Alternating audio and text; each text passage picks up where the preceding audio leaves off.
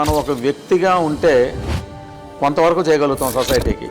అదే ఒక సంస్థగా మారితే నాలాంటి వాళ్ళని ఇంకొక 100 మందిని తయారు చేయొచ్చు. KIMS is a very big organisation. Management కొంతవరకే చేయగలుగుతుంది. మనం అడిగిన కోరికలన్నీ తీర్చలేదు, ఎందుకంటే ఒక్కొక్కరు ఒక్కొక్క కోరిక అడుగుతారు. కిమ్స్ లో మరి ఇప్పుడు ఏమేమి ఫెసిలిటీస్ ఉన్నాయి? You name it, we have it. ఇప్పుడు ఈ క్యాన్సర్ కూడా ఓపెన్ అయిపోతే whatever happens in America that happens in KIMS icon. నేను నా పర్టికులర్ స్పెషాలిటీ ఏంటంటే ఇప్పుడు joint replacement surgery. Brain surgery patient మెలకువగా ఉండగా పేషెంట్ మాట్లాడుతూ ఉంటాడు, మనం సర్జరీ చేస్తూ ఉంటాం.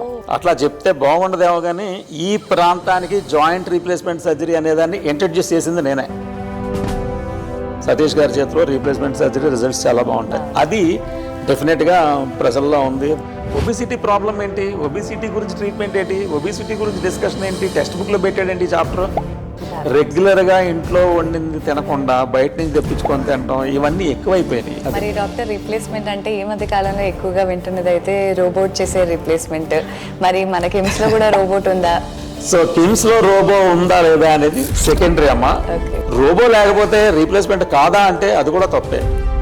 కిమ్స్ లో రోబో ఉందా లేదా అని అడుగుతున్నారు కదా. కిమ్స్ లో బ్రహ్మాండమైన రోబో ఉంది, ద లేటెస్ట్ రోబో ఉంది. ఇప్పుడు మేము చేసే ప్రతి సర్జరీ రోబోతోనే చేస్తున్నాం. నీ రీప్లేస్మెంట్ చేయించుకుంటే ఒక 2-3 మంత్స్ గ్యాప్ లో చచ్చిపోతున్నారు అని చెప్పి చాలా మంది రీప్లేస్మెంట్ చేసుకోవడానికి భయపడుతున్నారు. జాయింట్ రీప్లేస్మెంట్ సర్జరీ చేసుకుంటే చచ్చిపోవటం అనేది నాకు తెలిసి జరిగేది కాదమ్మా.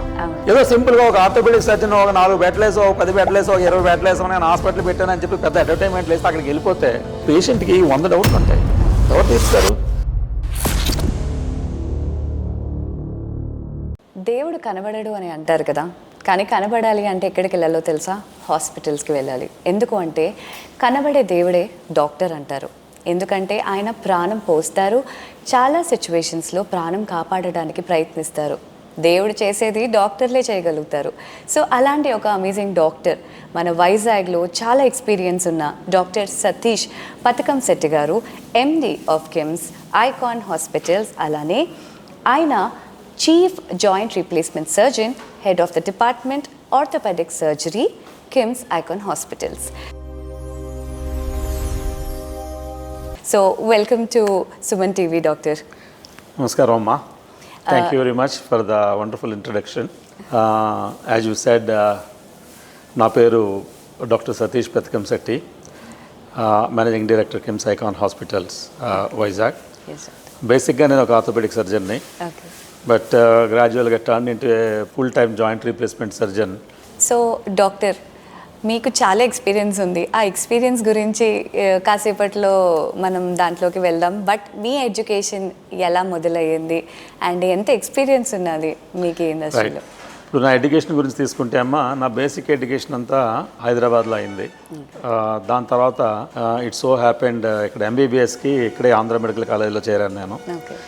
ఎంబీబీఎస్ అయిపోయిన తర్వాత నా ఎంఎస్ కూడా ఇక్కడే ఆంధ్ర మెడికల్ కాలేజీలోనే చేశాను. సో దాని తర్వాత తీసుకుంటే అడ్వాన్స్డ్ ట్రైనింగ్ అని చెప్పి వేరియస్ కంట్రీస్, ఆల్మోస్ట్ యూరోప్లో any country I was there in Europe, right from England దగ్గర నుంచి England, Germany, Italy, France, all these countries I have been for my advanced training programmes కోసం అని వెళ్ళొచ్చాను నేను. దాని తర్వాత కొన్నాళ్ళు యూఎస్లో కూడా నేను I took my advanced training in joint replacement surgery మీద. So that is my educational background. ఇక ప్రాక్టీస్ విషయానికి వస్తే, నా ఎంఎస్ కంప్లీట్ అయిపోయి నేను ప్రాక్టీస్ ఆల్మోస్ట్ 30 yearsగా వస్తూ ఉంది. So you can say I started my practice in 98. Active practice నేను స్టార్ట్ చేసింది అంటే నా చదువు అయిపోయిన తర్వాత కొద్దిగా అడ్వాన్స్డ్ ట్రైనింగ్ కూడా తీసుకొని వెనక్కి వచ్చి నేను ప్రాక్టీస్ మొదలుపెట్టింది. First I started my practice in Queens NRI hospital అమ్మా. ఇప్పుడు అది కూడా మా కిమ్స్ అండర్లోనే ఉంది. We took that hospital also. So that was my actual beginning of my practice. నేను ఎన్ఆర్ హాస్పిటల్తో స్టార్ట్ చేశాను. అక్కడ నేను చీఫ్ ఆర్థోపెడిక్ సర్జన్గా ఉండేవాడిని. దాని తర్వాత కేర్ హాస్పిటల్ కూడా నేను చీఫ్ ఆర్థోపెడిక్ సర్జన్గా వెళ్ళాల్సి వచ్చింది. సో అలాగే కేర్ ట్రామా యూనిట్ అని కేజీహెచ్ ఎదురుకుండా అప్పుడు కేర్ వాళ్ళు ఎక్స్క్లూజివ్గా ఆర్థోపెడిక్ సర్జరీకి న్యూరో సర్జరీకి కలిపి ఒక హాస్పిటల్ స్టార్ట్ చేశారు. అది దానిలో వీఆర్ ది లీడ్ సర్జన్స్. నేను ఇంకొక న్యూరో సర్జన్ ఉండేవారు. ఆయన మేమిద్దరిని, మా ఇద్దరి కోసం ఆ కేర్ యూనిట్ 2ని స్టార్ట్ చేసి ఒక ట్రామా యూనిట్ అని చెప్పి స్టార్ట్ చేశారు కేర్లో. So that was my beginning. Okay. దాని తర్వాత ఏమైందంటే అప్ టు 2012, 13, 14 అంతవరకు నేను ఈ ఎన్ఆర్ఐ అండ్ కేర్ హాస్పిటల్స్లోనే ఉన్నాను. ఓకే. దాని తర్వాత డ్యూ టు పరిస్థితుల ప్రభావం వల్ల అనుకోవచ్చు, లేకపోతే ఫర్ బెటర్మెంట్ అనుకోవచ్చు, నేను I started my own hospital wow. With the name Icon hospitals.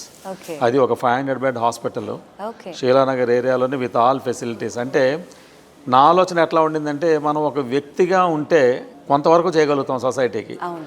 అదే ఒక సంస్థగా మారితే నాలాంటి వాళ్ళని ఇంకొక 100 మందిని తయారు చేయొచ్చు. అలాగే ఇప్పుడు నేను 100 మందికి ఉపయోగపడితే అప్పుడు 1000 మందికి ఉపయోగపడతాం అనే ఒకే ఒక దృక్పథంతో, ప్లస్ అలాగే హాస్పిటల్ నేను పెడితే నాకు కావాల్సినట్టు ఉంటుంది అది. అవును. ఎందుకంటే ఇప్పుడు నేను వేరియస్ కంట్రీస్ తిరిగి ఇక్కడికి వచ్చిన తర్వాత ప్రతి హాస్పిటల్కి నేను వెళ్ళి సర్జరీస్ చేసేటప్పుడు అయ్యో అక్కడ ఆ ఫెసిలిటీ ఉంది, ఇక్కడ ఇది లేదే అనుకుంటూ ఉండేవాడిని. అలాగని దేర్ ఆర్ లిమిటేషన్స్. మనం మేనేజ్మెంట్తో మాట్లాడినా మేనేజ్మెంట్ కొంతవరకే చేయగలుగుతుంది, మనం అడిగిన కోరికలన్నీ తీర్చలేదు. ఎందుకంటే ఒక్కొక్కరు ఒక్కొక్క కోరిక అడుగుతారు. సో అలాంటప్పుడు నాకేమనిపించింది అంటే అదే మనమే స్టార్ట్ చేసుకుంటే మనకు కావాల్సినట్టు పెట్టుకోవచ్చు కదా. Especially we're in control. So అందుకు నేను why not we start in institute అనిపించి ఈ ఐకాన్ హాస్పిటల్ స్టార్ట్ చేయడం జరిగింది. 2015లో స్టార్ట్ చేశాను. That was running well. So ఈ లోపల ఏమైందంటే కిమ్స్ గ్రూప్తో నేను టైఅప్ అయ్యి ఇంకా బెటర్మెంట్ కోసం, అంటే ఐకాన్ని కిమ్స్తో కలిపితే అప్పుడు కిమ్స్ ఐకాన్ అయింది. సో అప్పుడు ఇంకా నేను my wings are totally open. ఎందుకంటే KIMS is a very very big organisation. You know that గ్లోబల్గా ఇప్పుడు KIMS is having a very good name. So ఆ ప్రోటోకాల్స్ కానీ వాళ్ళ సిస్టమ్స్ కానీ అంతా బాగుంటాయి కాబట్టి why not I join for betterment అనిపించింది నాకు. అనిపించి వాళ్ళతో చేరిన తర్వాత ఇప్పుడు కిమ్స్ ఐకాన్ హాస్పిటల్ అయింది. సో ఇప్పుడు now we're doing very good work in KIMS Icon hospitals. Wow, more power to you doctor, and all the very best. ఇప్పుడు మీరు కిమ్స్ ఒకటి అయినందుకు ఇంకా చాలామంది పేషెంట్స్ మీ వల్ల హ్యాపీ ఫీల్ అవుతారని కోరుకుంటున్నాము. సో డాక్టర్ సతీష్ గారు, మన కిమ్స్ గురించి ఇప్పుడు చెప్పారు, మీరు కిమ్స్ ఒకటైపోయారు అని. మన కిమ్స్లో మరి ఇప్పుడు ఏమేమి ఫెసిలిటీస్ ఉన్నాయి, ఏమేమి మన ప్రజలకి అందిస్తున్నారు సర్వీసెస్? గుడ్ క్వశ్చన్ అమ్మా. ఒక రకంగా చెప్పాలంటే ఇప్పుడు కిమ్స్ గ్రూపు లేదా కిమ్స్ ఐకాన్ హాస్పిటల్ ఇప్పుడు వైజాగ్లో చెప్పాలంటే one of the biggest hospitals అమ్మా ఇప్పుడు వైజాగ్లో. అంటే నాట్ ఓన్లీ ఇన్ ఏరియా 7.5 acresలో ఉంది హాస్పిటల్. Right now we're having 450 beds ఉన్నాయి దానిలో. ఇప్పుడు క్యాన్సర్ బ్లాక్ స్టార్ట్ అవుతుంది, దాంతో ఇంకొక 150 బెడ్స్ యాడ్ అవుతాయి. సో అంటే మాకు టోటల్గా ఒక 700 బెడ్స్ దీనిలో వస్తాయి. అంటే ఇది బెడ్ కెపాసిటీ హాస్పిటల్ గురించి అని కాదు నేను చెప్పేది, దానిలో ఉండే ఫెసిలిటీ కూడా ఆల్మోస్ట్ ఇప్పుడు ఈ క్యాన్సర్ కూడా ఓపెన్ అయిపోతే whatever happens in America that happens in KIMS Icon now. So గ్లోబల్గా ఏం జరుగుతుంది, మోస్ట్ అడ్వాన్స్డ్ వర్క్ అంతా గ్లోబల్గా ఏం జరుగుతుందో అదంతా ఇప్పుడు మనకి కిమ్స్ ఐకాన్ హాస్పిటల్లో ఉంటుంది, ఇంటర్నేషనల్ స్టాండర్డ్స్తో. ఎందుకంటే ఇప్పుడు నా దగ్గర almost around 125 to 130 specialist doctors, అంటే డిఎంలు ఎంసీహెచ్లు చేసిన డాక్టర్స్ ఉన్నారు నా దగ్గర. అంటే ప్రతి డిపార్ట్మెంట్లో, ఫర్ ఎగ్జాంపుల్ ఒక ఆర్థోపెడిక్ సర్జరీని తీసుకుంటే there are 10 orthopaedic surgeons in my department. నేను హెడ్ చేస్తున్నప్పటికీ నా డిపార్ట్మెంట్లోనే 10 మంది ఉంటారు ఆర్థోపెడిక్ సర్జన్స్, ఏది పోస్ట్ గ్రాడ్యుయేట్స్ కాకుండా. సో వీళ్ళు కూడా ఏంటంటే ఈ 10 మంది ఆర్థోపెడిక్ సర్జన్స్ దానిలో ట్రామా సర్జరీ చేసేవాళ్ళు ఉంటారు, అంటే ఫ్రాక్చర్స్ అయిపోతే ఫిక్స్ చేసేవాళ్ళు. అలాగే ఆర్థ్రోస్కోపీ చేసే డాక్టర్స్ ఉంటారు, అంటే కీ హోల్ సర్జరీ చేసే డాక్టర్స్ ఉంటారు. అలాగే నేను నా పర్టికులర్ స్పెషాలిటీ ఏంటంటే ఇప్పుడు joint replacement surgery. The best department of joint replacement surgery మన దగ్గర ఉంది. సో అలా ఏంటంటే మిగతా చోట లేదని కాదు, బట్ ఇది ఒక చాలా పర్టికులర్గా ఒక స్పెషాలిటీతో తయారు చేసిన హాస్పిటల్. అంటే రీప్లేస్మెంట్ కోసమనే కాదు, హార్ట్ సర్జరీస్ జరుగుతాయి నా దగ్గర. ఎవ్రీడే 2-3 హార్ట్ సర్జరీస్ జరుగుతాయి. అలాగే నా దగ్గర లివర్ ట్రాన్స్ప్లాంట్స్ జరుగుతాయి, కిడ్నీ ట్రాన్స్ప్లాంట్స్ జరుగుతాయి. You take any department, the highest level, highest standards ఆ డిపార్ట్మెంట్లో ఈ కిమ్స్ ఐకాన్ హాస్పిటల్లో జరుగుతూ ఉంటుంది. Yes, you name it we have it, you name it we have it. ఒకే ఒక చిన్న తక్కువ ఉండేదంటే రేడియేషన్ థెరపీ క్యాన్సర్కి ఉండేది కాదు, మిగతా సర్జికల్ ఆంకాలజీ, మెడికల్ ఆంకాలజీ ఉంది మొదటి నుంచి. బట్ రేడియేషన్ కోసం అని చెప్పి ఇప్పుడు కొత్తగా బ్లాక్ కడుతున్నాం. ఇంకా అది కూడా వచ్చేస్తే మా దగ్గర ఈ ట్రీట్మెంట్ లేదు అని చెప్పడానికి ఏమి ఉండదు, అన్నీ ఉంటాయి మా దగ్గర. సో అంటే ఫర్ ఎగ్జాంపుల్ గ్యాస్ట్రోఎంట్రాలజీ డిపార్ట్మెంట్ తీసుకోండి, ఒక 5 ఉంటారు గ్యాస్ట్రోఎంట్రాలజీలో, ఏది మెడికల్ గ్యాస్ట్రోఎంట్రాలజిస్ట్. అలాగే సర్జికల్ గ్యాస్ట్రోఎంట్రాలజిస్ట్లో 4 ఉంటారు. అలాగే పీడియాట్రిక్ పెద్ద డిపార్ట్మెంట్ పీడియాట్రిక్స్ ఉంది, గైనకాలజీ డిపార్ట్మెంట్ ఉంది, న్యూరో మెడిసిన్లో ఒక 4 డాక్టర్లు ఉంటారు, న్యూరో సర్జరీలో 4 డాక్టర్స్ ఉంటారు. అంటే లేటెస్ట్ వర్క్ అంతా జరుగుతూ ఉంటుంది. Yes, doctor. అంటే ఎంతవరకు అంటే ఈ మధ్య రీసెంట్గా అంటే యాక్చువల్గా అది that is in news also. ఇప్పుడు మా దగ్గర ఇప్పుడు అవేక్ న్యూరో సర్జరీ అంటే బ్రెయిన్ సర్జరీ, పేషెంట్ మెలకువగా ఉండగా పేషెంట్ మాట్లాడుతూ ఉంటాడు, మనం సర్జరీ చేస్తూ ఉంటాం. సో దాన్ని అవేక్ సర్జరీ అంటాం. Surgery, yes. సో అది కూడా ఇప్పుడు మన దగ్గర లేటెస్ట్ డెవలప్మెంట్స్ ఇప్పుడు మన దగ్గర ఉండటం జరిగింది. సో ఆ రకంగా తీసుకుంటే మీకు A to Z anything is covered in KIMS Icon hospitals. That I can confidently tell. Great doctor. మీరు కూడా జాయింట్ రీప్లేస్మెంట్ సర్జన్ కదా, సో ఎన్ని ఇయర్స్ నుంచి మీరు చేస్తున్నారు డాక్టర్ జాయింట్ రీప్లేస్మెంట్ అనేది? ఇట్స్ అ గుడ్ క్వశ్చన్ అమ్మా.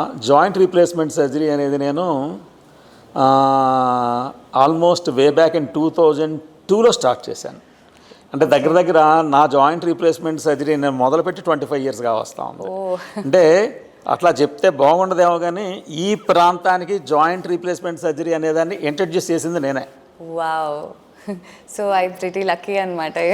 ఎందుకంటే ఇనీషియల్ స్టేజెస్లోని ఇక్కడ జాయింట్ రీప్లేస్మెంట్ సర్జరీ అంటే అంతకుముందు ఏంటంటే హైదరాబాద్ కూడా కాదు, నిజం చెప్పాలంటే చెన్నైకి వెళ్ళాలి, ముంబైకి వెళ్ళాలి, లేదా ఢిల్లీకి వెళ్ళాలి అని అంటూ ఉండేవారు.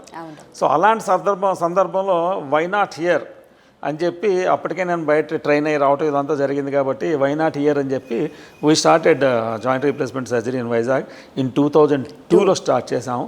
అప్పటి నుంచి that journey is continued.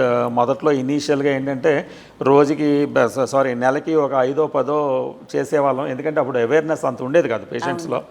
But గ్రాడ్యువల్గా ఏమైందంటే ఇప్పుడు పెరిగి ఆ స్టేజ్ నెలకి 5 చేసేవాళ్ళం, ఇప్పుడు రోజుకి 5 చేసే రోజు వచ్చింది. సో అంటే కిమ్స్ హాస్పిటల్లో రీప్లేస్మెంట్ సర్జరీ అంతగా ఇంప్రూవ్ అయింది. కిమ్స్ ఐకాన్ హాస్పిటల్స్లో ఏంటంటే మేబీ బికాజ్ ఆఫ్ అంటే పేషెంట్ టు పేషెంట్, అది వేరే రకంగా కాదు. ఎందుకంటే ఇప్పుడు almost I have done replacement surgeries in thousands. So ఈ థౌజండ్స్లో చేసిన వాళ్ళు ఏం చేస్తారంటే యూజువల్గా పేషెంట్ కేర్ బాగున్నప్పుడు కానీ పేషెంట్ రిజల్ట్ బాగున్నప్పుడు కానీ వాడే వెళ్ళి ఇంకొకరిని తీసుకొస్తారు. అట్లా ఏంటంటే ఆ మౌత్ టు మౌత్ ఒకరి నుంచి ఒకరికి వెళ్ళటంలో ఏమైందంటే now we got a very good name. KIMS ఐకాన్కి వెళ్తే బెస్ట్ వర్క్ జరుగుతుంది, సతీష్ గారి చేతిలో రీప్లేస్మెంట్ సర్జరీ రిజల్ట్స్ చాలా బాగుంటాయి. అది డెఫినెట్గా ప్రజల్లో ఉంది, దాని నుంచి వీఆర్ లక్కీ. సో మరి డాక్టర్ మీరు చెప్పారు కదా పక్క కంట్రీస్లో రుమటాయిడ్ ఆర్థరైటిస్ ఎక్కువ వస్తుంది అని చెప్పి. సో కానీ మన ఇండియాలోని పక్క కంట్రీస్లోని చూస్తే ఇండియాలో యంగ్ పీపుల్ ఎక్కువగా జాయింట్ పెయిన్స్ అని లేకపోతే బ్యాక్ పెయిన్స్ అని ఎక్కువగా వస్తూ ఉంటారు. సో అక్కడైతే పక్క కంట్రీస్లో ఓల్డ్ పీపుల్ కూడా జనరలీ చాలా యాక్టివ్గా ఇంకా 80 ఏళ్ళు 90 ఏళ్ళు కూడా జాబ్స్ చేస్తూ ఉంటారు. సో ఈ డిఫరెన్స్ ఎందుకు వస్తుంది అంటారు డాక్టర్? చాలా ఇట్స్ ఎ వండర్ఫుల్ క్వశ్చన్ అమ్మా. ఎందుకంటే పక్క కంట్రీస్కి మనకి ఉన్న తేడా ఏంటంటే లైఫ్ స్టైల్. చిన్నప్పటి నుంచి వాళ్ళు ఏంటంటే మన ఎస్పెషల్లీ వెస్ట్రన్ కంట్రీస్లో వాళ్ళు ఒక డిసిప్లిన్డ్ ఫుడ్ హ్యాబిట్స్ ఉంటాయి వాళ్ళకి మనతో పోలిస్తే. మనం పేరుకి వాళ్ళు తినేది మనదే వాళ్ళది కలిపి తినేస్తాం అనమాట. సో వాళ్ళు ఏదో ఒక పద్ధతిలోనే తింటారు వాళ్ళు, అదొకటి. బాడీ వెయిట్ కూడా చూసుకుంటే మీకు వాళ్ళకు ఉన్నంత కంట్రోల్ బాడీ వెయిట్ మనకు లేదు. ఎందుకంటే వాళ్ళు ఎంత తింటారో అంత ఫిజికల్ ఎక్సర్సైజ్ కూడా చాలా ఇంపార్టెన్స్ ఇస్తారు. వాళ్ళు రెగ్యులర్గా వాకింగ్ అని, రన్నింగ్ అని, జాగింగ్ అని అటువంటివి చాలా ఇస్తారు. ప్లస్ మన దగ్గర ఏమైందంటే అన్ఫార్చునేట్గా ఈ మధ్య కాలంలో, అంటే మీరు అన్నది కరెక్ట్, యంగ్ ఏజ్ గ్రూప్లో ఎందుకు వస్తుందంటే మీరు ఇప్పుడు చూసుకుంటే యంగ్ ఏజ్లో కూడా ఇప్పుడు మీకు there is no control over body weight. అదొక మేజర్ రీజన్ అమ్మా ఆస్టియోఆర్థరైటిస్ మన దగ్గర ఎక్కువైపోవటానికి కారణం. అలాగే సింపుల్గా తీసుకుంటే ఒకప్పుడు what you call over weight లేదా ఒబిసిటీ అనేది నేను చదువుతున్నప్పుడు ఎంబీబీఎస్లో ఒక 25-30 ఇయర్స్ బ్యాక్ మాకు ఒక చాప్టర్ పెట్టారు బుక్లో, ఏంటి ఒబిసిటీ అని. అంతవరకు చాప్టర్ లేదు. మేము ఒబిసిటీ జబ్బా అని నవ్వుకునే వాళ్ళం ఆ టైంలో. ఒబిసిటీ ప్రాబ్లం ఏంటి, ఒబిసిటీ గురించి ట్రీట్మెంట్ ఏంటి, ఒబిసిటీ గురించి డిస్కషన్ ఏంటి, టెక్స్ట్ బుక్లో పెట్టాడేంటి చాప్టర్ అనుకునే వాళ్ళం. ఎందుకంటే first time that chapter is introduced in late 80s. అంతవరకు ఒబిసిటీ అనే ఒక చాప్టరే లేదు మెడికల్ టెక్స్ట్ బుక్స్లో. అలాంటిది మేము అప్పుడు నవ్వుకునే వాళ్ళం. ఇప్పుడు అది the most common problem obesity. దానికి కారణం ఏంటంటే సెడెంటరీ లైఫ్ స్టైల్, ఒక చోట కూర్చొని ఒళ్ళు కదపకుండా, అలాగే మన ఫుడ్ హ్యాబిట్స్. రెగ్యులర్గా ఇంట్లో వండింది తినకుండా బయట నుంచి తెప్పించుకొని తినడం ఇవన్నీ ఎక్కువైపోయినాయి, ఎస్పెషల్లీ యంగర్ జనరేషన్లో. అలాగే వీళ్ళు వర్కింగ్ స్టైలు లైఫ్ స్టైల్ కూడా బాగా మారిపోయింది. ఒకప్పుడు ఏంటంటే మార్నింగ్ 6కో 8కో 9కో స్టార్ట్ చేస్తే డేని ఈవినింగ్ 6కి కంప్లీట్ చేసేవాళ్ళం.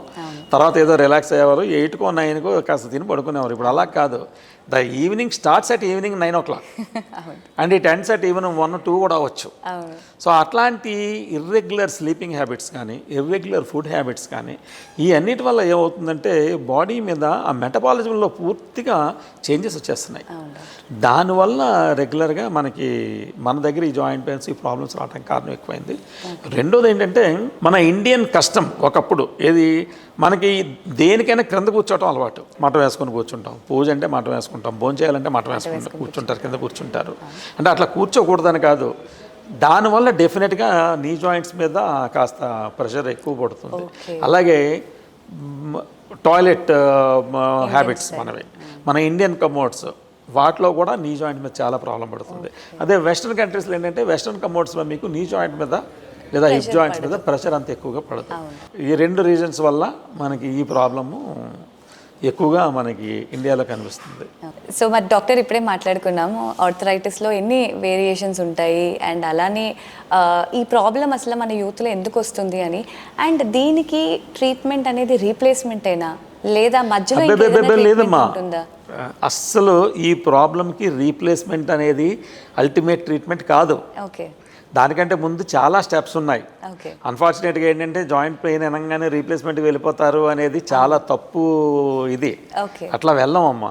మా దగ్గరికి ముందు జాయింట్ ప్రాబ్లంతో వస్తే ముందు వీళ్ళు ఐడెంటిఫై అసలు ఆ ప్రాబ్లం ఏంటి, అంటే ఎందువలన వచ్చింది, అంటే ఆస్టియో ఆర్థరైటిసా, రొమటాయిడ్ ఆర్థరైటిసా, లేదా ఇంకొక రకమైన ఆర్థరైటిసా, అది ఏ రకమైన ఆర్థరైటిసో ముందు మేము ఐడెంటిఫై చేసి దాని ప్రకారంగా ముందు వీ స్టార్ట్ విత్ మెడిసిన్స్, లేదంటే తర్వాత ఫిజియోథెరపీ స్టార్ట్ చేస్తాం, మెడిసిన్ స్టార్ట్ చేస్తాం.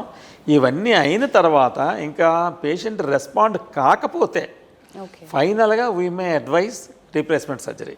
ఇక్కడ ఏంటంటే అదే ఇప్పుడు రొమటాయిడ్ ఆర్థరైటిస్ అయితే 100% రొమటాయిడ్ డ్రగ్స్ అని ఉంటాయి, దానికి ఒక స్పెసిఫిక్గా డ్రగ్స్ ఉంటాయి. అలాగే యాంకిలోజింగ్ స్పాండిలైటిస్కి దాని డ్రగ్స్ దానికి ఉంటాయి. అలా ప్రతి ఆర్థరైటిస్కి ఒక స్పెసిఫిక్ మందులు ఉన్నాయి, వాటితోనే స్టార్ట్ చేస్తాం. వాటితో పాటు ఏంటంటే ఫిజియోథెరపీ లాంటిది సప్లిమెంటరీగా స్టార్ట్ చేస్తాం, అది కూడా మొదలుపెట్టి వాళ్ళతో వర్క్ చేస్తాం. బట్ ఇప్పుడు ఏంటంటే ఆస్టియో ఆర్థరైటిస్ వచ్చేపాటికి మా దగ్గరికి అన్ఫార్చునేట్గా భారతదేశంలో మన దగ్గర ఎస్పెషల్లీ మన చుట్టుపక్కల మా దగ్గరికి వచ్చేసరికి స్టేజ్ 2 స్టేజ్ 3లో వస్తారు. సో ఇంకా వాళ్ళకు కూడా మందులు ఇవన్నీ పెడితే అంత రెస్పాన్స్ రాదు. అదే ఫారిన్ కంట్రీస్లో మేము ఎప్పుడు స్టేజ్ 1లో చూస్తాం ఈ ఆర్థరైటిస్ని, లేదా మ్యాక్సిమం స్టేజ్ 2Aలో చూస్తాం. బట్ ఇక్కడికి వచ్చేసరికి స్టేజ్ 3 లేదా స్టేజ్ 4 అంటే ఇలా బెండ్ అయిపోయి వస్తారమ్మా. 2 కాళ్ళు ఇలా బెండ్ అయ్యి, దొడ్డు కాళ్ళు అంటారు మన దగ్గర తెలుగులో, ఇలా బెండ్ అయిపోయి ఇలా నడుచుకుంటూ ఒక వెరైటీగా నడుచుకుంటూ వస్తారు మన దగ్గరికి. ఆ స్టేజ్లో మందులు పెడతాం, అప్పటికి కూడా ఫిజియోథెరపీ చెప్తాం, మందులు పెడతాం. బట్ అయినా అల్టిమేట్గా అది కూడా కుదరకపోతే నెక్స్ట్ లెవెల్కి వెళ్తాం. సో మరి డాక్టర్ అంటే ఇంకా లాస్ట్ ఇంకా రీప్లేస్మెంట్ అయినా ఫిజియోథెరపీ మెడిసిన్ కాకుండా మధ్యలో ఇంకే లేదమ్మా, మధ్యలో ఇంకా 2-3 పద్ధతులు ట్రై చేస్తాం. అంటే అసలు ఆస్టియో ఆర్థరైటిస్ రావడానికి కారణం ఏంటంటే మోకాళ్ళ లోపల ఉండే కార్టిలేజ్ అరిగిపోవడం అమ్మా. అలాగే సైనోవియల్ ఫ్లూయిడ్ అని ఉంటుంది, అది కాస్త ఈ కార్టిలేజ్ అరిగిపోయిన తర్వాత డ్రై అప్ అవుతుంది. సో అందుకే ఏం చేస్తామంటే ఆ ఫ్రిక్షన్ ఎక్కువ అవుతుంది జాయింట్లో, దానివల్ల ఆ కార్టిలేజ్ పూర్తిగా అరిగిపోతుంది. దానివల్ల వచ్చే ప్రాబ్లం. కాబట్టి ఏం చేస్తామంటే ముందు మేము ఇచ్చే మెడిసిన్స్ అంటే కొల్లాజెన్స్ అని ఇవన్నీ ఏంటంటే ఆ కార్టిలేజ్ తిరిగి తయారవటం కోసం అని చెప్పి ఈ మందులు ఇస్తాం.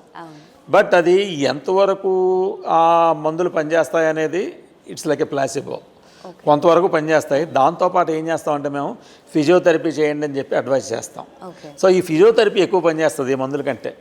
సో దాని నుంచి ఏంటంటే ముందు మందులతో స్టార్ట్ చేస్తాం, దాని తర్వాత అది కూడా కుదరని పక్షంలో అప్పుడు ఈ సిన్విస్క్ అనే ఇంజెక్షన్ కూడా ట్రై చేస్తాం. కానీ దానికి కూడా లిమిటేషన్స్ ఉన్నాయి. అది కూడా ఏంటంటే ఒక స్టేజ్ 1లో కానీ స్టేజ్ 2లో కానీ అంటే ఎర్లీ స్టేజెస్లో మనం సిన్విస్క్ ఇంజెక్షన్ ఇస్తే కొంతవరకు ఈ ఆర్థరైటిస్ ప్రాబ్లము కొంతవరకు, అది అంటే ఒక 6 నెలల్లో 1 సంవత్సరం ఓకే, ఆగుతుంది. ఆగుతుంది. బట్ ఇది కంప్లీట్ ట్రీట్మెంట్ అంటే 100% కంప్లీట్ ట్రీట్మెంట్ మాత్రం కాదు.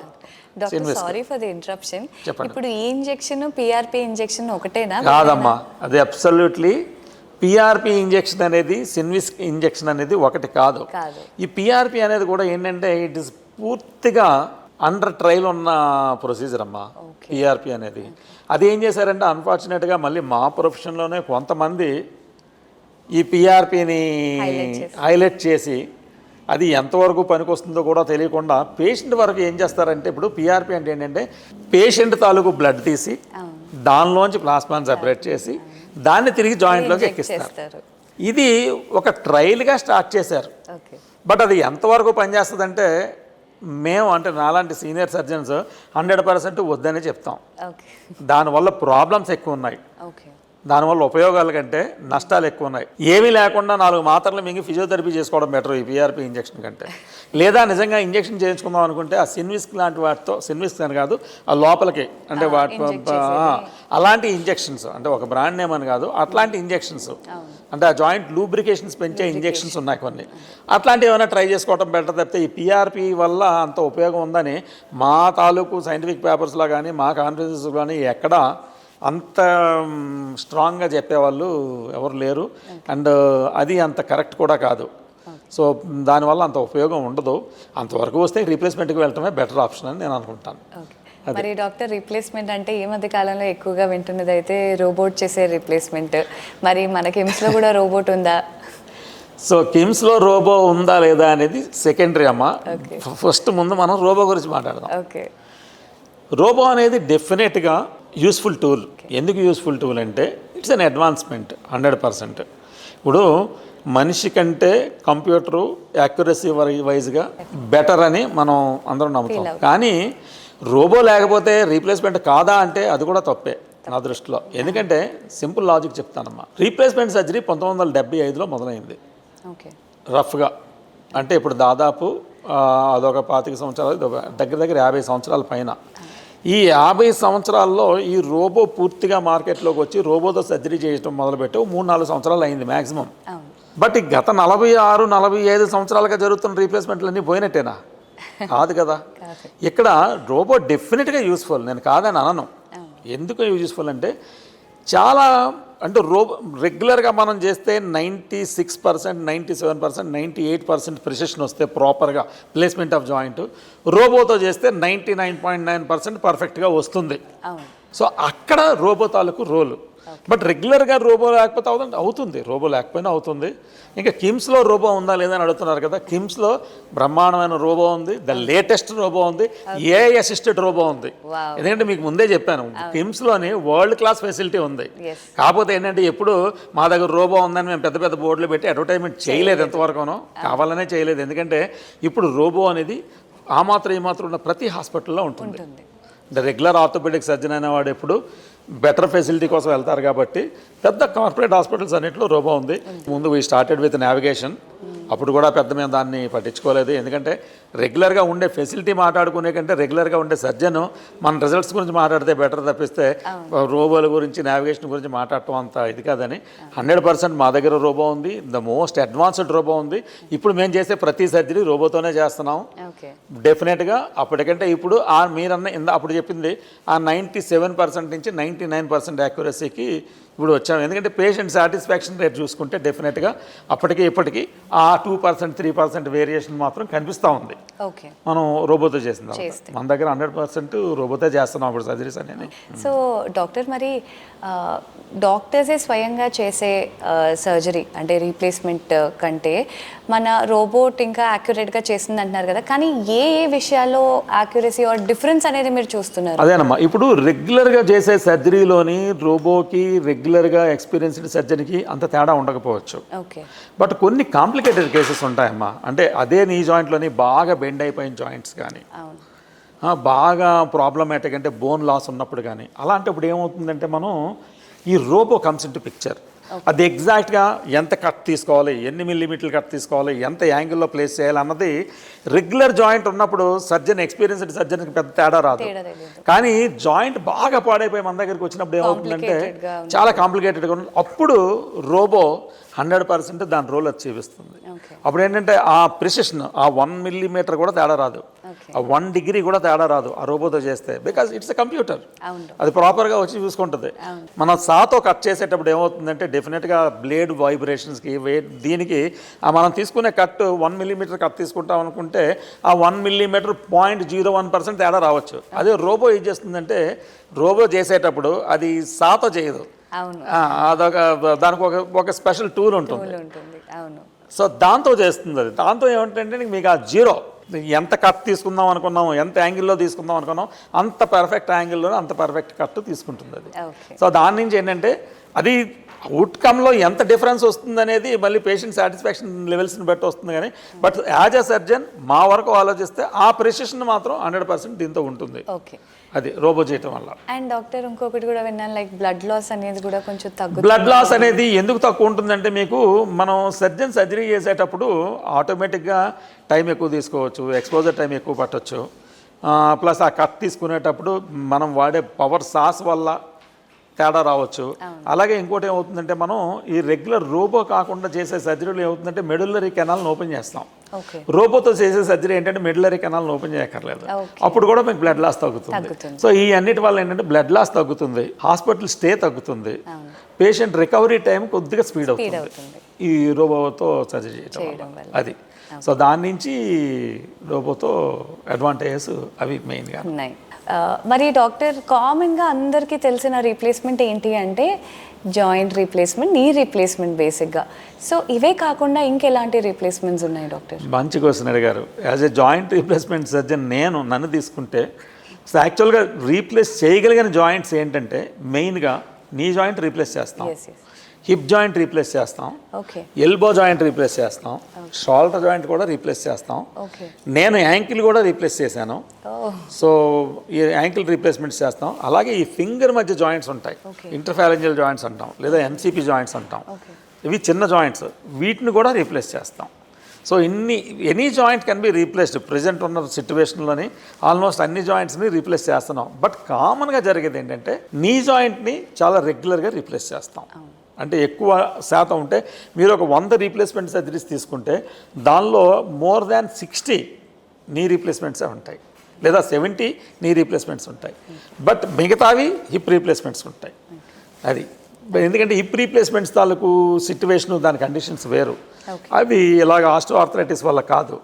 అదే ఫారిన్ కంట్రీస్లో అయితే ఆస్టియోఆర్థరైటిస్, ఎందుకంటే వాళ్ళ ఏజ్ బాగా పెరిగిన తర్వాత ఆస్టియోఆర్థరైటిస్ అక్కడ వాళ్ళకి దానిలో వస్తుంది. బట్ మన దగ్గర avascular necrosis of femoral head అని ఉంటుంది.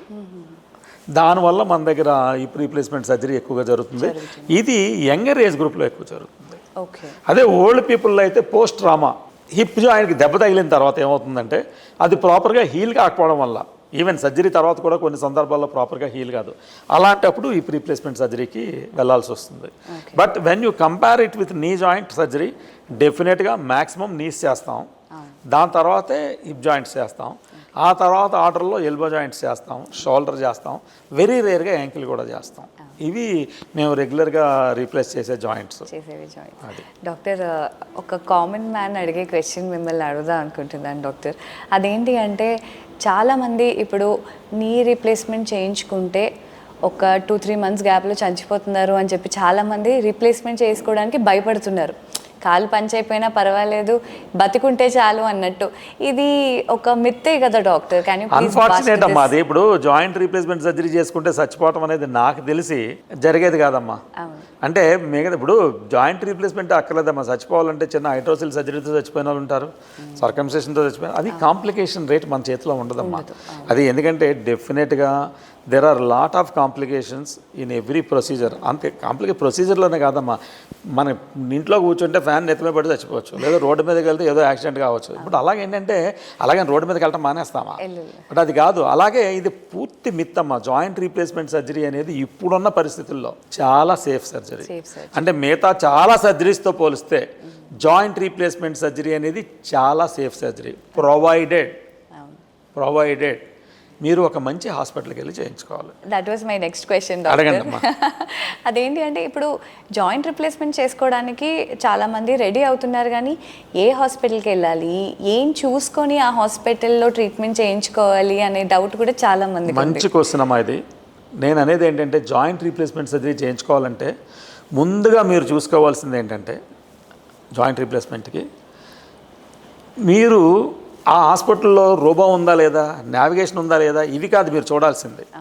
ఎందుకంటే నేను చెప్తున్నాను కదమ్మా, మోర్ ఆర్ లెస్ ఇప్పుడు ఆ మాత్రం ఈ మాత్రం కొద్దిగా బెటర్ హాస్పిటల్ అనిపించిన ప్రతి చోట రోబోస్ వచ్చాయి. ఎందుకంటే that has become a must అన్ని చోట్లను. ప్రతి ఆర్థోపెడిక్ సర్జన్ రోబోతో సర్జరీ చేస్తున్నారు, ఇప్పుడు చేయాలనుకుంటున్నారు. బట్ నేను చెప్పేది ఏంటంటే జాయింట్ రీప్లేస్మెంట్ సర్జరీకి ముందుగా మీరు చూడాల్సింది experience of the surgeon. Exactly. ఎందుకంటే ఇప్పుడు అన్ఫార్చునేట్గా ఏమైందంటే అప్పుడే డ్రైవింగ్ నేర్చుకున్నాడు, డ్రైవింగ్ చేస్తాడు, చేయడానికి కాదుగా. బట్ ఒక 10 years 15 years డ్రైవింగ్ చేస్తున్నవాడికి అప్పుడే డ్రైవింగ్ నేర్చుకొని రోడ్డు మీద కారు తీసుకొచ్చినోడికి చాలా తేడా ఉంటుంది. సో ముందు మీరు చేయాల్సింది ఏంటంటే మనం సర్జరీ చేయించుకుంటున్న సర్జన్కి నిజంగా ఎక్స్పీరియన్స్ ఉందా లేదా, ఎంత ఎక్స్పీరియన్స్ ఉంది, అసలు ప్రాక్టీస్ స్టార్ట్ చేసి ఎన్నాళ్ళైంది ఈయన. జాయింట్ రీప్లేస్మెంట్ చేయాలంటే దానికి it needs lot of learning curve. It's not an ordinary surgery. ఎందుకంటే మీ శరీరంలో ఉండే ఒక న్యాచురల్ భాగాన్ని తీసేసి ఒక వేరే భాగాన్ని తీసుకొచ్చి పెట్టాలి ఇక్కడ. అంటే దేవుడు సృష్టికి ఒక సృష్టి చేయాలి ఇక్కడ. అలాంటప్పుడు మీరు చేయించుకునే సర్జన్కి ఈ నీడ్స్ ఎక్స్పీరియన్స్. పాయింట్ నెంబర్ 1 అది. వీడు నిజంగా ఎంత ఎక్స్పీరియన్స్డ్ సర్జను, ఎన్ని సర్జరీస్ చేసి ఉన్నాడు ఎంతవరకు అయినా. ఇప్పుడు ఒక 1000 సర్జరీలు చేసిన సర్జరీతో పోల్చి నిన్నగాక మొన్న వచ్చి 10 సర్జరీలు చేసిన వాడు కూడా సర్జనే కాదని నేను అనను. But there is a lot of difference. ఆ చేతుల మూమెంట్కి కానీ ఆ చేతుల సర్జరీస్ కానీ. అది పాయింట్ నెంబర్ 1 అమ్మా. పాయింట్ నెంబర్ 2 ఏంటంటే మీ డాక్టర్ మిమ్మల్ని ఎంత బాగా అటెండ్ అవుతున్నాడు.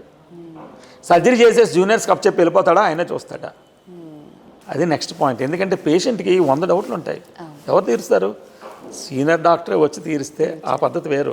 సర్జరీ చేసిన తర్వాత ఆ డాక్టర్ పేషెంట్ డిశ్చార్జ్ అయ్యే వరకు లేదా పేషెంట్ హీల్ అయ్యే వరకు కన్సర్న్డ్గా ఉన్నాడా లేదా, నిజంగా ఆ డాక్టర్ అప్రోచబుల్గా ఉన్నాడా లేదా.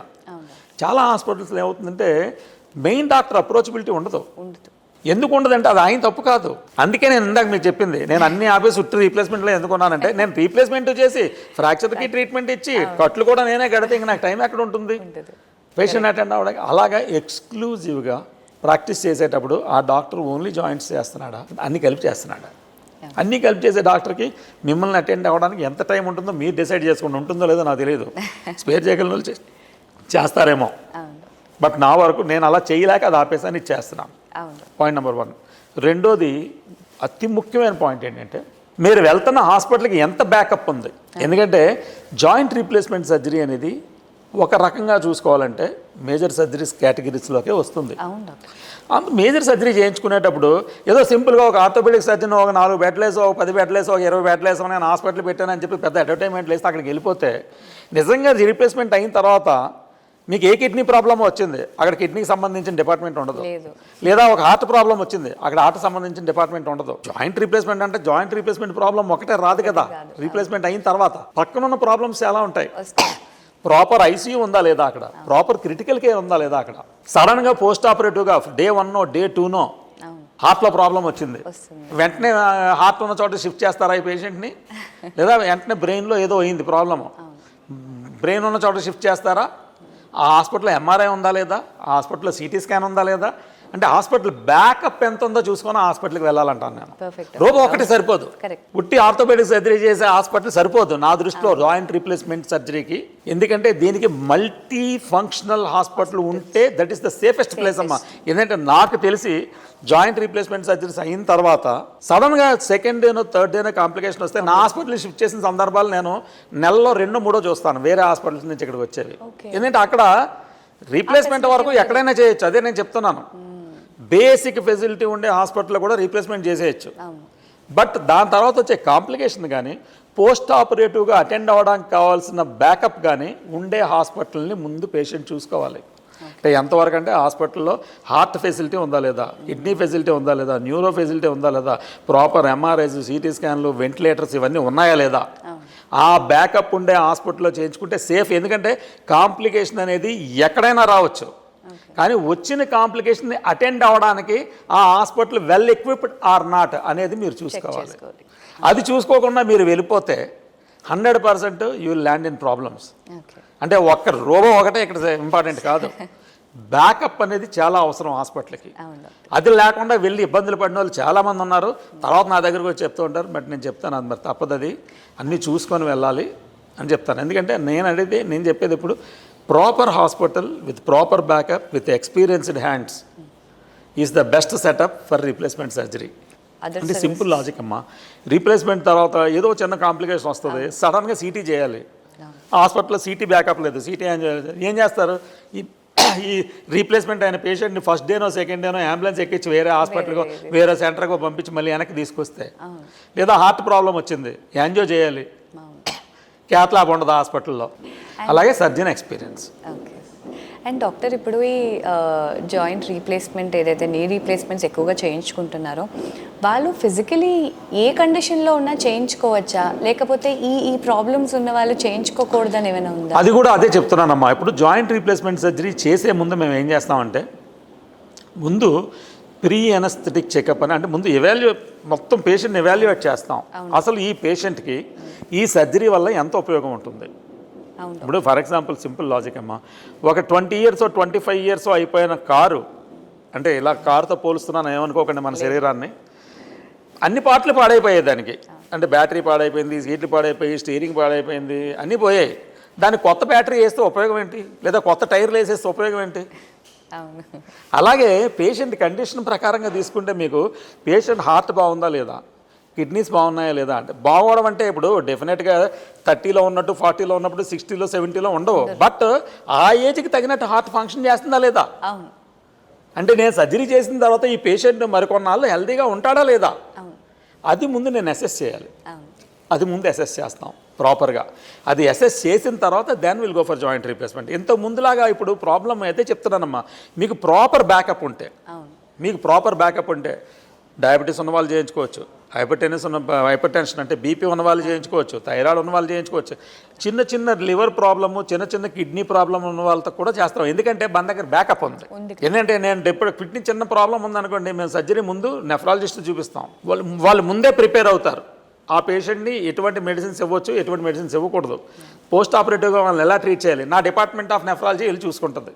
అలాగే కార్డియాలజీ ప్రాబ్లం నా డిపార్ట్మెంట్ ఆఫ్ కార్డియాలజీ వచ్చి నా రీప్లేస్మెంట్ అవుతుంది. అంటే మల్టీ ఫంక్షనల్, మల్టీ డిసిప్లినరీ. నేను ఒక్కడనే జాయింట్ రీప్లేస్మెంట్ చేశాను కాబట్టి ఆ పేషెంట్ బాధ్యత నేను ఒక్కడనే తీసుకున్నాను. హాస్పిటల్లో అన్ని డిపార్ట్మెంట్లు కామన్గా కలిపి తీసుకుంటాయి ఆ పేషెంట్ తాలూకు బాధ్యతని.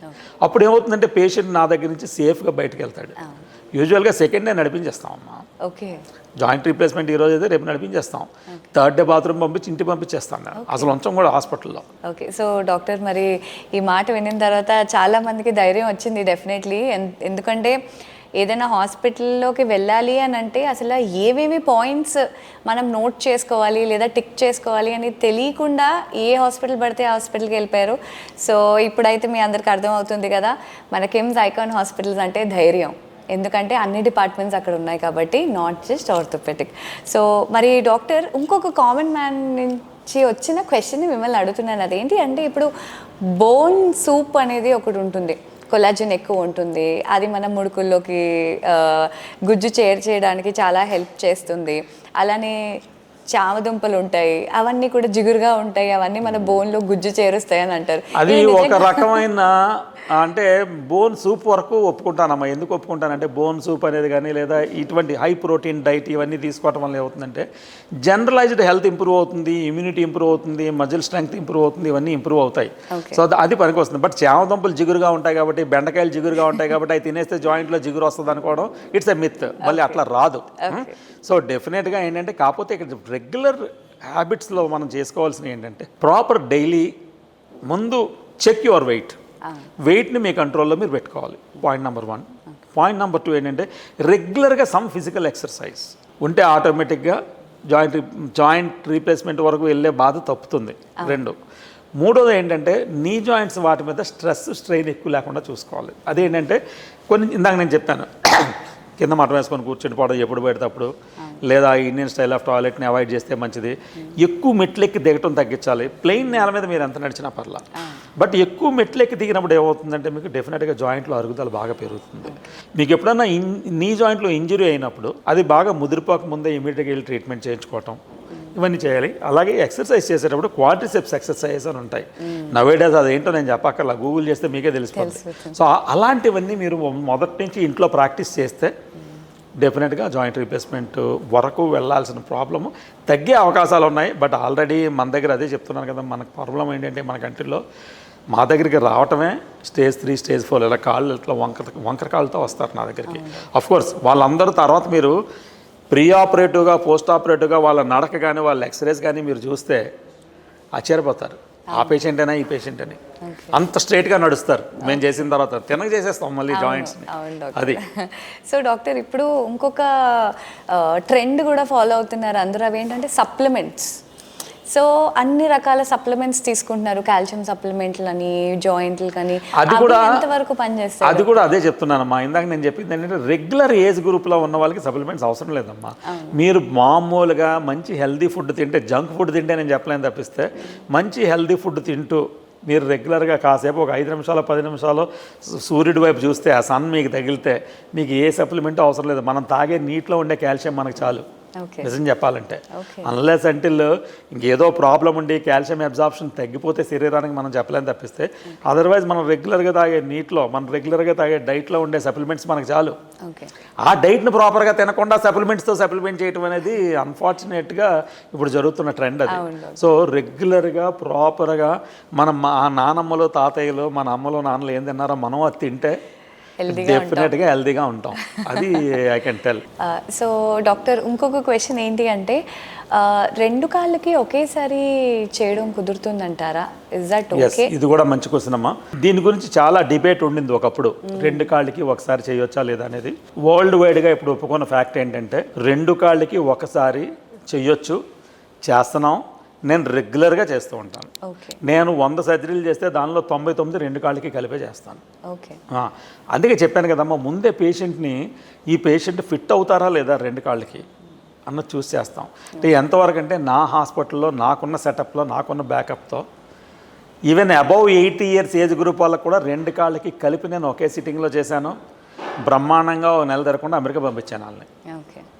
సో అంత కాన్ఫిడెంట్గా నేను చెప్పగలను చేయొచ్చు, చేయకూడదు. ఎందుకంటే కాంప్లికేషన్ అనేది 1కి చేసినా 2కి చేసినా పెద్ద తేడా లేదు, మైనర్ వేరియేషన్ ఉంది తప్పిస్తే. అదే చెప్తున్నాను, చేసే సర్జన్కి ఎక్స్పీరియన్స్ బాగుండాలి. ఫర్ ఎగ్జాంపుల్ 1 కాలుకి చేయడానికి 3 గంటలు తీసుకున్నాడు అనుకోండి, 2 కాళ్ళకి 6 గంటలు తీసుకుంటుంది, అప్పుడు బ్లడ్ లాస్ ఎక్కువ అవుతుంది. అదే నా సెంటర్లో అనుకోండి 2 కాళ్ళకి మేము 1 అవర్లో కంప్లీట్ చేసి బయటకు వస్తాం, లేదా మ్యాక్స్ 1.5 అవర్లో కంప్లీట్ చేసి బయటకు వస్తాం. ఎందుకంటే అక్కడున్న ఫెసిలిటీ కానీ, అక్కడున్న స్టాఫ్ ఎక్స్పీరియన్స్ కానీ, నాతో ఉండే అసిస్టెన్స్ ఎక్స్పీరియన్స్ కానీ, ఇంక్లూడింగ్ మై ఎక్స్పీరియన్స్ కానీ, ఇవన్నిటిని మీరు లెక్కలోకి తీసుకుంటే అది. సో అందుకే ఇవన్నీ ఫ్యాక్టర్స్ 2 కాళ్ళకి కలిసి చేయొచ్చా లేదా అనేది. ఒక్కొక్కసారి మేమే చెప్తాం 2కి చేస్తే రిస్క్ ఎక్కువ ఉంటుంది అని మేమే ముందు తీసుకోం. బట్ 2టికి ముందు పిఏసీలో అంటే ప్రీ ఎనస్థెటిక్ చెకప్లో 2టికి చెయ్యొచ్చు అని మేము ఫీల్ అయితే మాత్రం 2టికి చేస్తాం. వరల్డ్ వైడ్గా జరిగే ప్రాక్టీస్ అది చేస్తున్నారు. 2 కాళ్ళకి కలిపే చేస్తాం. నా సెంటర్లో చాలా రెగ్యులర్గా చేస్తాం. దానివల్ల అడ్వాంటేజ్ ఏంటంటే రెండోసారి హాస్పిటల్కి రాక్కర్లేదు, మీరు ఒకసారి అయిపోతుంది. 1 కాళ్ళకి చేసినా అదే నొప్పి, 2 కాళ్ళకి చేసినా అదే నొప్పి, ఆ రాత్రి ఆ మర్నాడును. రైట్, 2 కాళ్ళకైనా అదే ఫిజియోథెరపీ, 1 కాళ్ళకైనా అదే ఫిజియోథెరపీ. సో ఆ రకంగా తీసుకుంటే 2 కాళ్ళకి చేసేస్తే ఒకే అటెంప్ట్లో 2 అయిపోయినట్టు అయింది ప్రశాంతంగా. ఇప్పుడు సింపుల్ లాజిక్ అమ్మా, టైర్లు మారిస్తే అన్నీ ఒకసారి మారిస్తే బెటర్ రిజల్ట్ వస్తుంది, ఒక్కోసారి మార్చేకంటే. అట్లాగే ఇది కూడా ఏంటంటే పేషెంట్ ఫిట్ అయితే మాత్రం 2 ఒకసారి చేయించుకుంటేనే బెటర్ అని నేను ఎప్పుడు సజెస్ట్ చేస్తాను. అండ్ యూజువల్గా నేను చేసే సర్జరీస్ కూడా మోర్ దాన్ 90% 2 కలిపే చేస్తాం. అంటే unless until they have other concerns, అంటే ఫైనాన్షియల్ కన్సర్న్స్ కానీ అలాంటివి ఏమైనా ఉన్నప్పుడు డెఫినెట్గా మేము సింగిల్ జాయింట్ చేస్తాం. బట్ అదర్వైజ్ సైమల్టేనియస్ బైలేటరల్ అనేది రెగ్యులర్గా నేను ప్రిఫర్ చేసేది అయితే మాత్రం అదే. ఎందుకంటే నా సెంటర్లో చెప్తున్నాను కదా, మరి రోజుకి 3-4 జరుగుతాయి, 3 ఇలాగే జరుగుతాయి ఆ సెంటర్లో చాలా రెగ్యులర్గా. సో డాక్టర్, మరి జాయింట్ రిప్లేస్మెంట్ ప్రస్తావన అనేది మీ లైఫ్లో 2002లో మొదలైంది. ఇప్పటి వరకు మరి మీరు చూసిన కేసెస్లో మెమరబుల్ కేసెస్ ఏమైనా ఉన్నాయా డాక్టర్? నాకు బాగా మెమరబుల్ యూజువల్గా చెప్పాలంటే అమ్మ, మాకు ప్రతి కేసు ఫ్రెష్ కేసు కింద లెక్కలో తీసుకుంటాం. ప్రతి కేసు మాకు మెమరబుల్గానే ఉంటుంది. కానీ బాగా మెమరబుల్గా ఏముంటాయంటే మాకు బాగా సఫర్ అవుతూ వస్తారు మా దగ్గరికి. ఎంత సఫర్ అవుతూ వస్తారంటే నడవలేని పరిస్థితుల్లో వస్తారు. ఆల్మోస్ట్ నేల మీద, అంటే కుర్చీలో కూర్చోలేరు, జాయింట్స్ ఫ్రీజ్ అయిపోయి కొంతమంది అలాంటి పరిస్థితుల్లో వస్తారు. వాళ్ళు బాగా నడిచి వెళ్తూ ఉంటే అవన్నీ మాకు మెమరబుల్ కేసెసే. అలాగే కొంతమంది పేషెంట్స్ ఇలాగ ఆల్మోస్ట్ 45 degrees బెండ్ అయిపోయి వస్తారు కాళ్ళు. సో వాళ్ళు తిరిగి స్ట్రైట్గా నడిచి జీన్ ప్యాంట్ వేసుకొని టీ-షర్ట్ వేసుకొని వస్తే వీ ఫీల్ హ్యాపీ, బ్రహ్మాండంగా వచ్చాడు వీడు అని. అవన్నీ మాకు మెమరబుల్గా ఉంటాయి. బట్ నేను బాగా గుర్తుపెట్టుకునే కేసులు అంటే నాకు సడన్గా గుర్తొచ్చేది జాయింట్ రీప్లేస్మెంట్ ఏంటంటే నా very early days, maybe first few కేసెస్లో ఒకటై ఉండొచ్చు అది. పేషెంట్ పేరు చెప్పడం నాకు అంత ఇష్టం లేదు, బట్ అనకాపల్లి వాస్తవ్యుడు ఆయన, స్టీల్ ప్లాంట్లో ఎంప్లాయ్ ఆయన ఎంత అంటే పాపం యాంక్లైన్ స్పాండిలైటిస్ అనే ఒక కండిషన్లోని జాయింట్స్ ఫ్రీజ్ అయిపోయి అది కూడా అలా ముడిచిపోయి ఉండిపోయి అతన్ని ఒక 4 తీసుకొచ్చి ఒక ఆటోలో కూర్చోబెట్టి జాబు తీసుకొచ్చేవారు, ఒక 2 ఆటో ఎక్కించి. అలాగే నా క్లినిక్ తీసుకొచ్చినప్పుడు కూడా 2 తీసుకొస్తే కుర్చీలో కూర్చోలేదు, ఆయన స్టూల్ మీద కింద కూర్చుండిపోయాడు. అతనికి సర్జరీ చేసిన తర్వాత 3rd day 4th day call straight అయిపోయి నడిచి వెళ్తూ ఉంటే that is definitely A memorable case. అతను కూడా జీవితంలో నేను మెమొరబుల్ మనిషిని నేనే, అంటే అతనికి కాదు, అతనికి అతని కొలీగ్స్కి స్టీల్ ప్లాంట్ అంతా నా పేరు తెలిసిపోయింది 2002లో. అలా ఇతన్ని ఎవరింత స్ట్రైట్గా నిల్చోబెట్టి నడిపించారు అని. అంటే అతను ఇప్పుడు 23 సంవత్సరాలు అయిందమ్మా. No looking back, is going very actively. మొన్న రిటైర్ కూడా అయ్యాడు సర్వీస్లోంచి. సో దాని తర్వాత తనంతటి తాను బండి డ్రైవ్ చేసుకుంటూ, హీరో హోండా డ్రైవ్ చేసుకుంటూ ఆఫీసర్ రావడం మొదలు పెట్టాడు. అంతవరకు ఆటోలో 2 కూర్చోబెట్టిన మనిషి. సో అది డెఫినెట్గా మెమొరబుల్. అలాగే నాకు మిడిల్ ఈస్ట్ నుంచి లేదా ఆఫ్రికన్ కంట్రీస్ నుంచి పేషెంట్స్ వస్తారు. వాళ్ళు heavy obese patients, well built పేషెంట్లు వస్తారు, బాగా పాడైపోయి వస్తారు. వాళ్ళకి చేసినప్పుడు the way they go from here, they are all memorable cases for me. అలాగే ఇక్కడ కూడా ఇప్పుడు ఈ మధ్య కాలంలో, ఎంతో ముందు కాకుండా ఈ మధ్య కాలంలో ఏంటంటే ఎంతో ముందుకు వచ్చేవారు కాదు, ఇప్పుడు 78 to 80 కామన్ ఏజ్ గ్రూప్ అయిపోయింది జాయింట్ రీప్లేస్మెంట్కి. నా సెంటర్లో ఎస్పెషల్లీ 70 above 70 below 80 అనేది నేను రొటీన్గా చేసే కేసెస్ అన్నీ అవే. 70 పైనే, 70 కింద చాలా తక్కువ చేస్తున్నాను ఇప్పుడు. చాలా రిస్క్ తో కూడిన పని అని డాక్టర్లు అంటారు, కానీ ఇప్పుడు నా సెంటర్కి అది చాలా కామన్ అయిపోయింది. ఎందుకంటే చెప్పాను కదా, నాకున్న బ్యాకప్తో, నాకున్న స్ట్రెంగ్త్ అది, నాకున్న ఎనస్థీషియా టీం కానీ, నాకున్న కార్డియాలజీ టీం, నెఫ్రాలజీ టీం, ఈ అన్ని టీమ్స్ వల్ల ధైర్యంగా చేస్తున్నాను నేను. అలాగే ఈ మధ్య కాలంలో ఆఫ్ లేట్ ఒక 1 or 2 years బ్యాక్లో ఒక పేషెంట్కి సర్జరీ చేశాను. ఆవిడ షీఈ్ 84 years. ఆవిడ సర్జరీ అయిపోయిన 2వ రోజు, షీఈ్ ఏ క్లాసికల్ సింగర్ అమ్మా. ఆవిడ చిన్నప్పుడు క్లాసికల్ నేర్చుకుంది, తర్వాత అంతా క్లాసికల్ పాడుతూ ఉంది ఇంట్లోని. బయట అక్కడ కచేరీలు చేయలేదు కానీ ఇంట్లో పాడుకునేది. సో నాకు కాస్త మ్యూజిక్లో ప్రవేశం ఉంది. నేను బేసిక్గా I'm a musician. I play all musical instruments and multi-talented doctor. So ఆ రకంగా ఇట్ సో హ్యాపెండ్ సర్జరీ టైంలోనే ఆవిడతో డిస్కషన్లోనే ఈ పాయింట్ నాకు తెలిసింది. షీ స్టార్టెడ్ సింగింగ్ నేను సర్జరీ చేస్తూ ఉంటే టేబుల్ మీద. ఎందుకంటే మేము స్పైనల్ అనస్థీషియా అని ఇస్తాం, రీజనల్ అనస్థీషియా. ఆవిడ పాటలు పాడుతూ ఉంది, నేను సర్జరీ చేస్తా ఉన్నా. అంత ప్లెజెంట్గా జరిగింది అది. అక్కడితో ఆగలేదమ్మా. ఆవిడ కోసం మర్నాడు రూమ్లో నేను ఒక సాంగ్ రాసి, నేను ఐఎమ్ రైటర్ ఆల్సో, సాంగ్ రాసి ఆవిడతో పాడిచ్చా. ఆవిడతో రికార్డ్ చేశాను నేను, మ్యూజిక్ కంపోజ్ చేసి. That is the memorable event. ఆవిడకి she 84-85 years at the time of surgery. Now she will be around 87 years. Still very strong. 4 years అయింది ఇప్పటికి. బ్రహ్మాండంగా ఉన్నారు ఆవిడ. యూఎస్కి వెళ్తూ ఉంటారు, వస్తూ ఉంటారు. వాళ్ళ పిల్లలంతా యూఎస్లో ఉన్నారు, అంటే గ్రాండ్ చిల్డ్రన్. ఇలాంటి కేసెస్ డెఫినెట్గా నాకు మెమొరబుల్గా ఉంటాయి. మీరు చెప్తుంటే మాకే ఎంత హాయిగా అనిపిస్తుంది, అంటే చేసిన వాళ్ళ మీకు ఇంకెంత హాయిగా అనిపిస్తుంటుంది అవన్నీ చూసి. అది ఎందుకంటే నాకు ఇప్పటికీ బాగా గుర్తు, the way she sang when I was operating. It's quite encouraging. అదంటే బాగుంటుంది మనకి. అంతే doctor, end of the day patients happy feel అయ్యి ఆవిడ ఇప్పటికీ అంతే హ్యాపీగా ఉంటుంది అనమాట. ఇప్పటికీ ఫోన్ చేస్తేనే పాటతోనే ఫోన్ చేస్తారు ఆవిడ, అట్లా అనమాట. పెద్ద ఆవిడ, చాలా పెద్ద. ఇలాంటి హ్యాపీనెస్ అనేది జనరలీ డబ్బుతో కొనలేవు, మనం కేర్ తోని. తర్వాత మీరు చేసిన సర్జరీకి ఆవిడ ప్రతిస్పందించారు అని అనుకోవాలి. సో డాక్టర్, ఇప్పుడు ఫైనల్ శుభం కార్డ్ వేసే టైం వచ్చింది కాబట్టి మీరు ఏం మెసేజ్ ఇద్దాం అనుకుంటున్నారు మా వ్యూవర్స్కి? సో ఇప్పుడు మనం ఈ ప్రోగ్రామ్ స్టార్ట్ చేసింది, నేను ఒక ఆర్థోపెడిక్ సర్జన్గా ఒక జాయింట్ పెయిన్స్ గురించి కాబట్టి. జాయింట్ పెయిన్స్ ఇండియాలో కామన్గా ఎక్కువ కావడానికి కారణం ఏంటంటే మన లైఫ్ స్టైల్. సో లైఫ్ స్టైల్ని చేంజ్ చేసుకోండి. ముందు డైటరీ హ్యాబిట్స్ దగ్గర నుంచి, అలాగే రెగ్యులర్గా మినిమం ఫిజికల్ యాక్టివిటీ, కంప్యూటర్ ముందు కూర్చుని పోకుండా లేదా ఫోన్ ముందు పట్టుకొని ఏదో రీల్స్ చూస్తూ కూర్చోకుండా some physical activity, good diet, physical యాక్టివిటీతో చాలా మటుకి మీ జాయింట్స్ తాలూకు హెల్త్ని మనం మెయింటైన్ చేయొచ్చు. మనం ఎంత మెయింటైన్ చేసినప్పటికీ ఏజ్తో పాటు వచ్చే ఆస్టియోఆర్థరైటిస్ అనేదాన్ని మనం ఎలాగో అవాయిడ్ చేయలేము. సో ఒకసారి వస్తే దాన్ని ప్రాపర్గా మీరు వెళ్ళే హాస్పిటల్ని కానీ మీరు చూస్తున్న డాక్టర్ని కానీ ప్రాపర్గా సెలెక్ట్ చేసుకోండి. ఊరికే ఏదో హోర్డింగ్ చూసో ఒక బోర్డు చూసో వెళ్ళిపోకండి. నేను అనేది ఏంటంటే ఇప్పుడు ఎందుకంటే తప్పనిసరి పరిస్థితుల్లో అందరూ హోర్డింగ్లు పెడుతున్నారు, అందరూ బోర్డులు పెడుతున్నారు. సో కాబట్టి ఇది మీరు కూడా మీ ఎక్సర్సైజ్ మీరు చేయండి. గూగుల్లోకి వెళ్ళండి, రెఫరెన్స్ తీసుకోండి, లేదా ఆల్రెడీ చేయించుకున్న వాళ్ళతో మాట్లాడండి, ఆ డాక్టర్ గురించి తెలుసుకోండి పూర్తిగా. అది తెలుసుకొని అప్పుడు ఆ డాక్టర్ దగ్గరికి వెళ్ళండి. అలాగే ఆ హాస్పిటల్ తాలూకు ఫెసిలిటీ తెలుసుకోండి, హాస్పిటల్లో ఎంత వర్క్ జరుగుతుందో తెలుసుకోండి, నిజంగా బ్యాకప్ ఉందా లేదా హాస్పిటల్కి, నిజంగా కాంప్లికేషన్ వస్తే హ్యాండిల్ చేయడానికి అనేది తెలుసుకోండి. ఇవన్నీ తెలుసుకొని మీరు వెళ్తే జాయింట్ రీప్లేస్మెంట్ సర్జరీ అనేది ఎటువంటి ప్రాణహాని చేసే జాయింట్ రీప్లేస్మెంట్ సర్జరీ కాదు. 100% అది safe surgery in safe hands in safe place. That what I can tell. Well, మరి ఈరోజు మనతో మాట్లాడి బోల్డ్ అంత ఇన్ఫర్మేషన్ షేర్ చేసుకున్నారు డాక్టర్ సతీష్ పెత్కంశెట్టి గారు, the MD of KIMS Icon hospitals and HOD of orthopaedic surgery and also chief joint replacement surgeon. మరి ఇలాంటి ఇంకొక అమేజింగ్ ఎపిసోడ్తో మళ్ళీ మీ ముందుంటాను, మీ యోగితాని. అప్పటి వరకు టేక్ కేర్, బాయ్.